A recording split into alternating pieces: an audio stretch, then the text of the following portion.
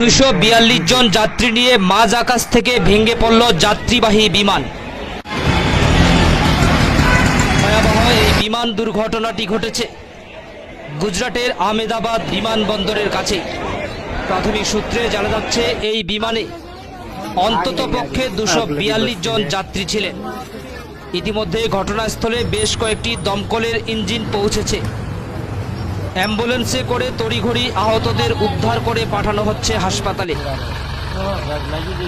বিমানটি আহমেদাবাদ থেকে লন্ডনের দিকে যাচ্ছিল বলে প্রাথমিকভাবে জানা গিয়েছে। সংবাদ সংস্থা ANI জানিয়েছে ওই বিমানে 242 জন যাত্রী ছিলেন। যুদ্ধকালীন তৎপরতায় চলছে উদ্ধার কাজ। আবারও জানাচ্ছি এই মুহূর্তের সবচেয়ে বড় খবর, গুজরাটের আহমেদাবাদ বিমানবন্দরের কাছে ভেঙে পড়ল যাত্রীবাহী বিমান। মৃত্যু হয়েছে অনেকের।